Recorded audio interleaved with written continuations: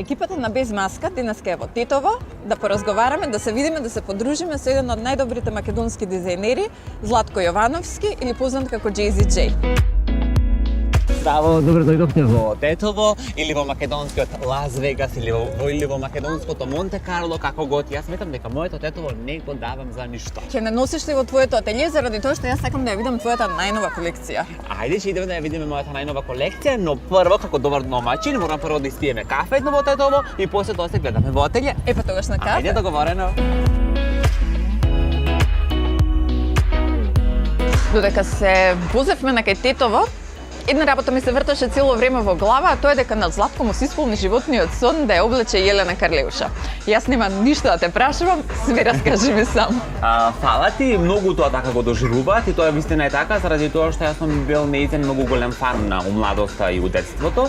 Сега кога сум више малку повозрастен и кога сум више и бизнисмен и дизајнер и малку подруго гледам на тие работи. Чеки, извини што одма ќе те прекинам. Не ја запознати неа пред неколку години на прес тука во Скопје. Да, она имаше прес во Скопје за да прави концерт во Борис Трајковски, тогаш устари се запознавме, после тоа имаше еден концерт во Охрид и тогаш се видовме на кратко, него никогаш не снимале пословна соработка, нели? Ја бев на снимањето на Звезда Гранда во Белград и она тогаш ми кажа дека сака да носи нешто мое, она тогаш ми ги даде нејзините мери и ми рече Златко, само нека биде голо и многу украсено, што и да сакаш прави.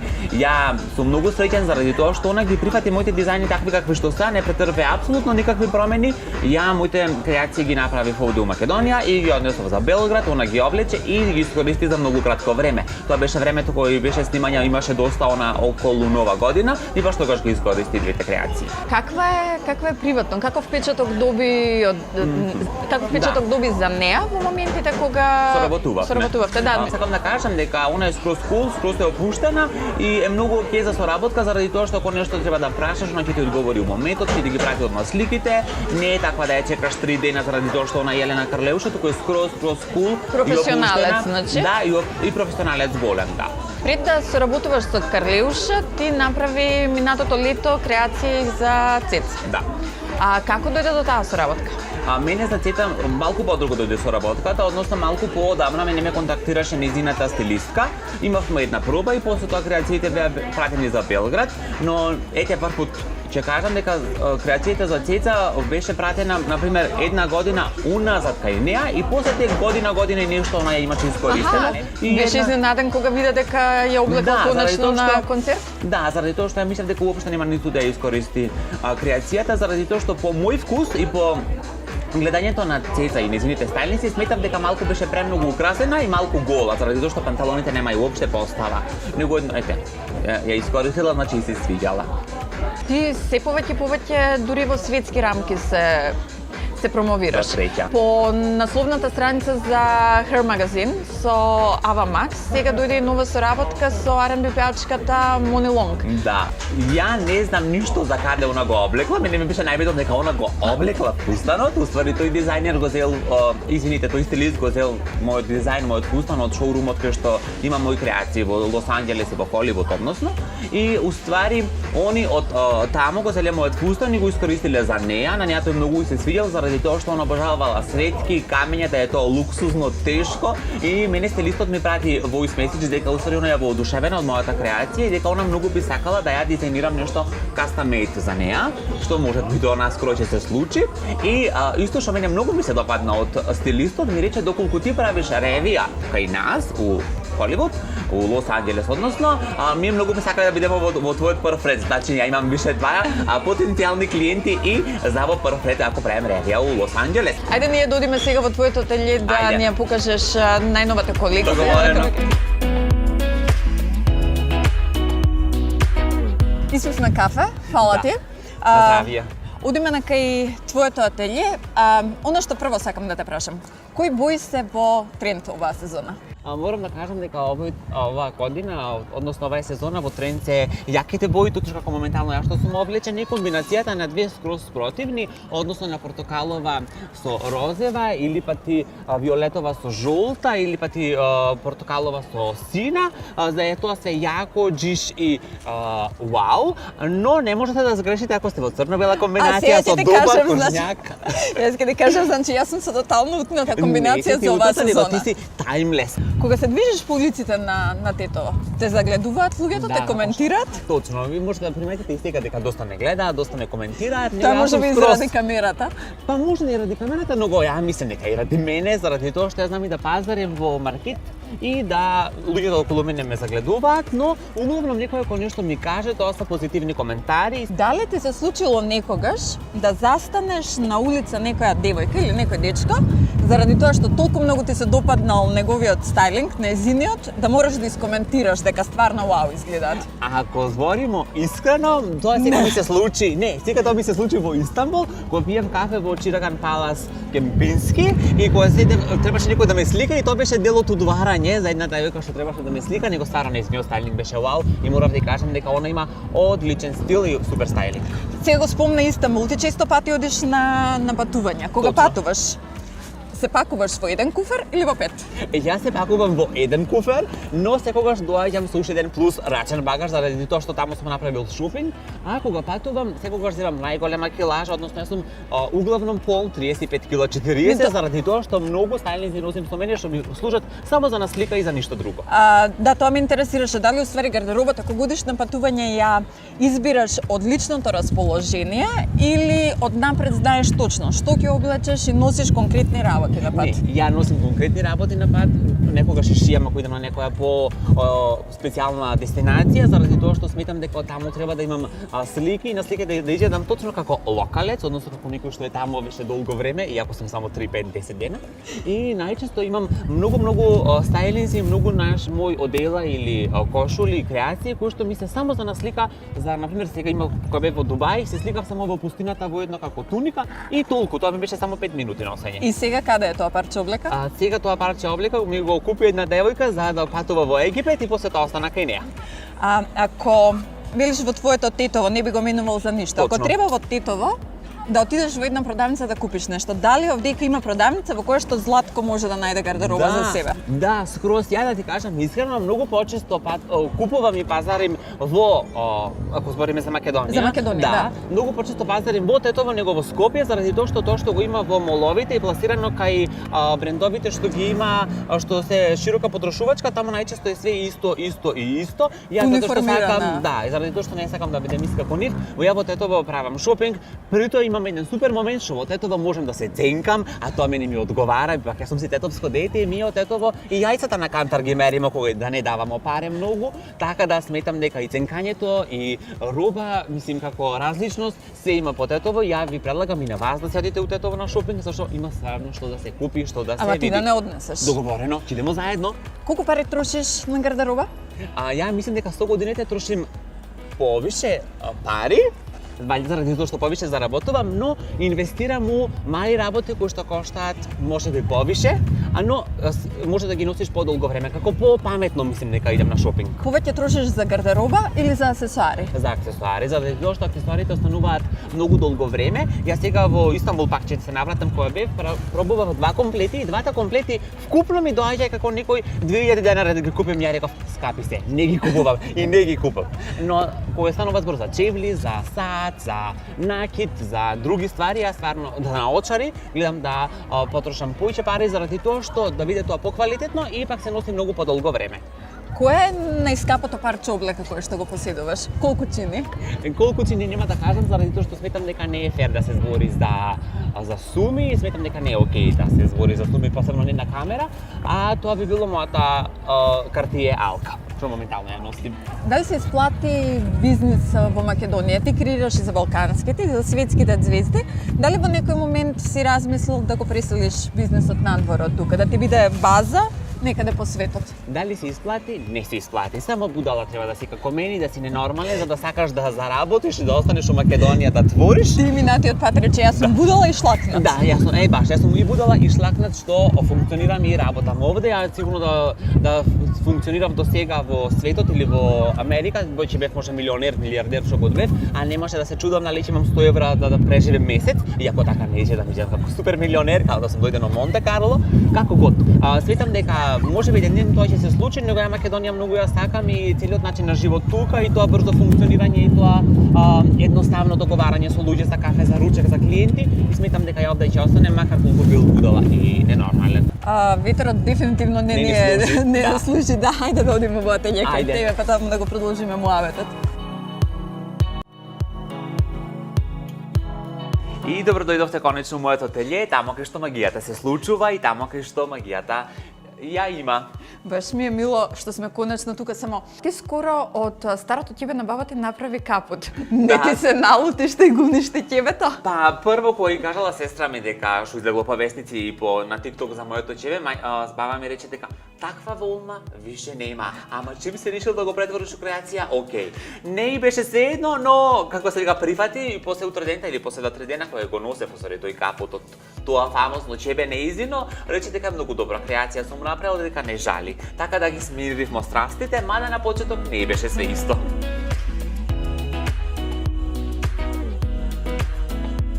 Кога го отвори ателјето во Тетово?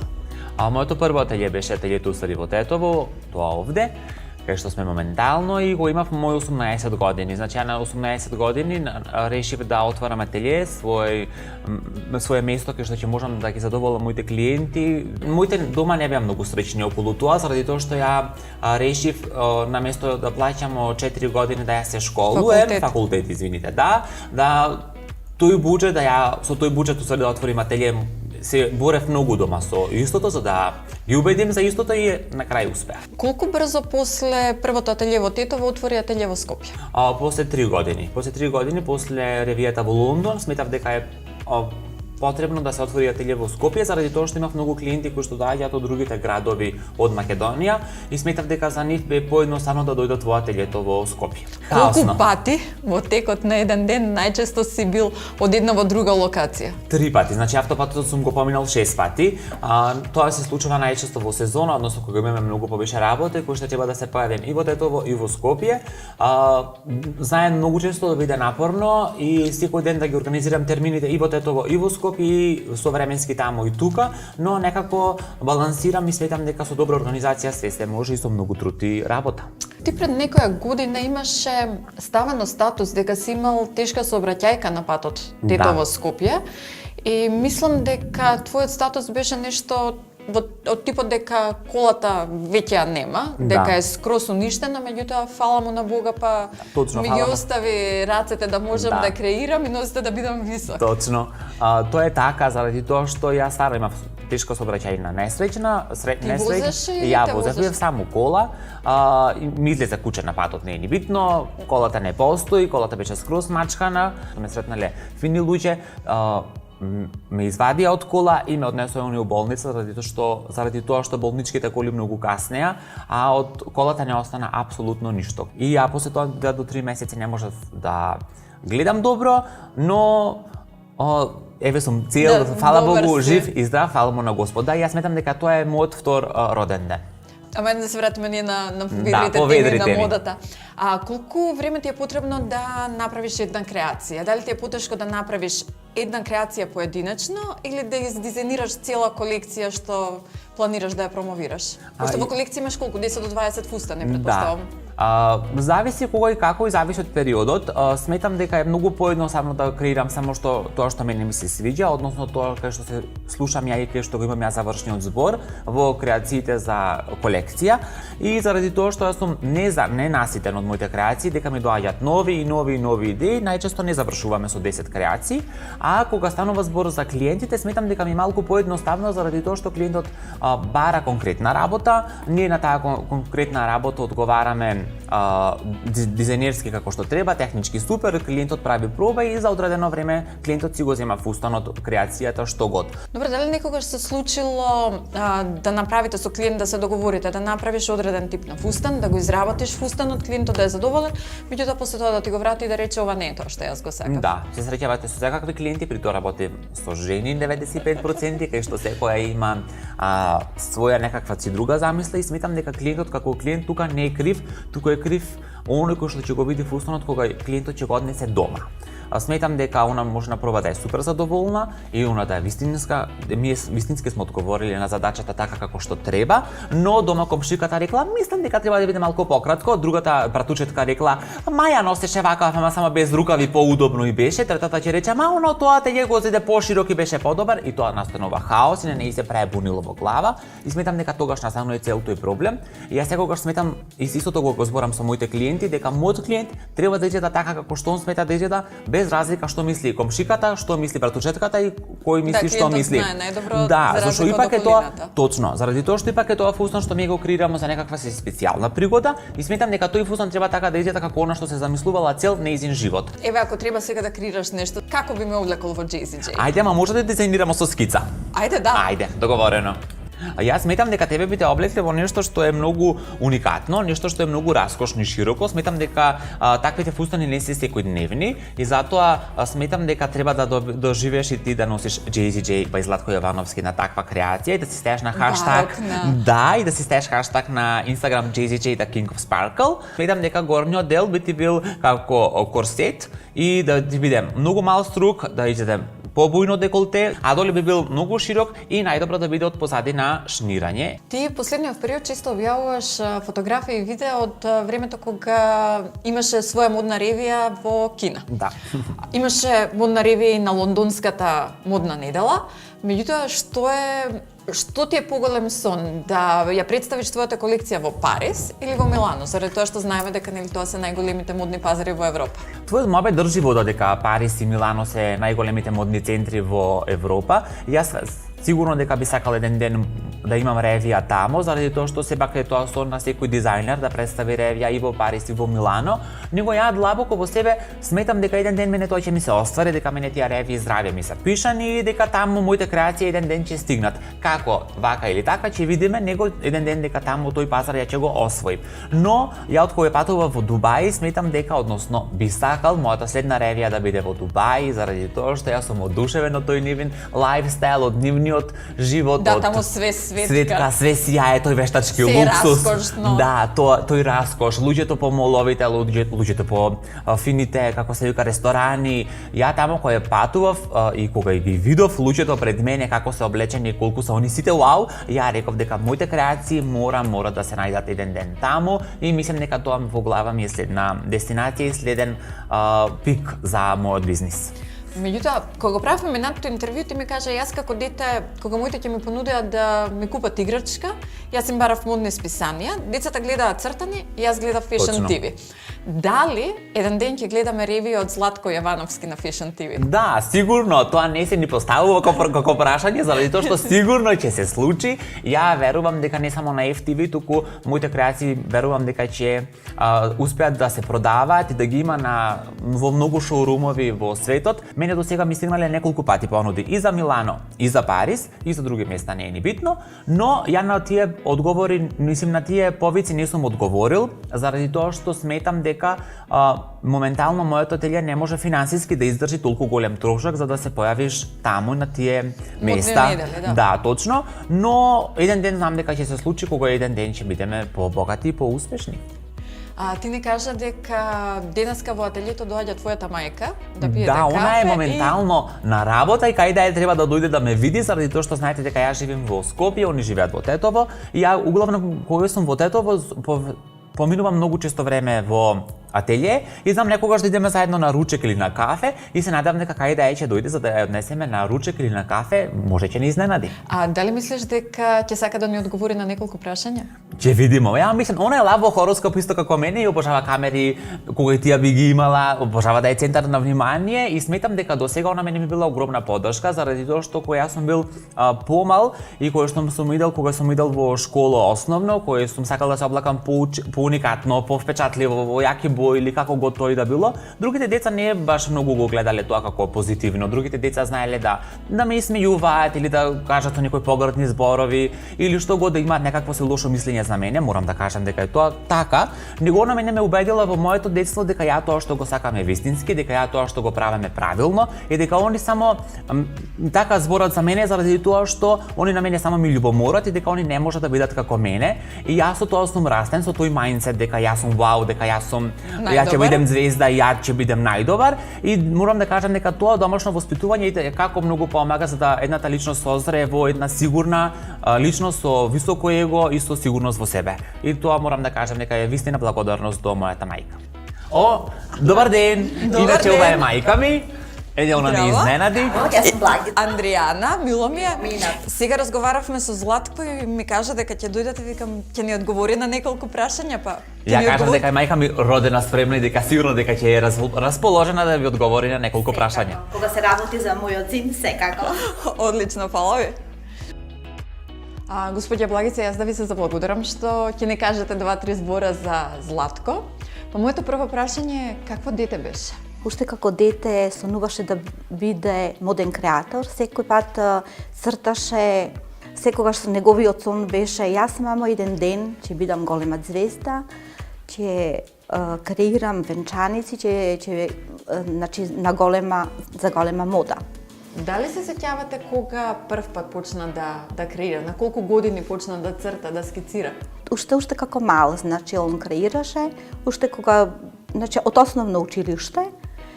И кога требаше да бидат уписите во средно училиште, он рече мама, ако не ме примат мене во уметничко во Лазар Личеновски, јас нема никаде да се запишам, само таму. Така да он одеше дури на дополнителни часови да се догради со неговото цртање. Он секогаш тоа што го замислуваше го остваруваше. Негов идол беше Јелена Кареуша, секогаш одеше значи на нејзините концерти, ги собираше сликите и така да се случи да он еден ден креираше и за... А каква беше неговата реакција кога ви кажа на вас дека конечно ете успел да стигне до неја и дека ќе направи 2 креации? Јас како мајка предосетив дека нешто се случува, еден ден му се јави и реков, јас мислам дека јас сонив уствари дека он со Јелена нешто така креирал, нешто, он рече, не мамо, не е ништо, он не беше сигурен дека таа ќе го облече, тој фустан. Чуваше тајна? Да, и на крај рече, јас мамо, морам нешто да ти кажам, да бидеш прва. Значи, соно се оствари и јас стварно бев најсреќената мајка на светот. Кажете ми, кога беше Златко дете, кога вие му купувавте гардероба? Сега нели се облекува самиот се стилизира, меѓутоа кога му купувавте вие гардероба, дали ги носеше работите што ќе му ги купите или тогаш знаеше да каже дека нешто не му се допаѓа и дека неговата гардероба мора да биде специфична и поразлична од гардеробата на другите? Да, секогаш бил поразличен, секогаш го сакал своето мислење. Значи, јас секогаш тогаш го поддржував, реков во ред, ако мислиш ти дека си во ред, дека ти се осеќаш во таа гардероба во ред, ти си среќен, јас ќе бидам уште посреќен. Дали се случило некогаш да најдете искина чаршав, искината кошула, некое парче гардероба заради тоа што Златко во моментот решил дека нешто треба да сошие, па влегол во вашиот гардеробер некаде и нешто исекол за да може да шие? Секако, многу пати тоа се случи. И како реагиравте? Го каравте? Или... Не, никогаш не сум го карала. Имам 3 деца, тој ми е среден.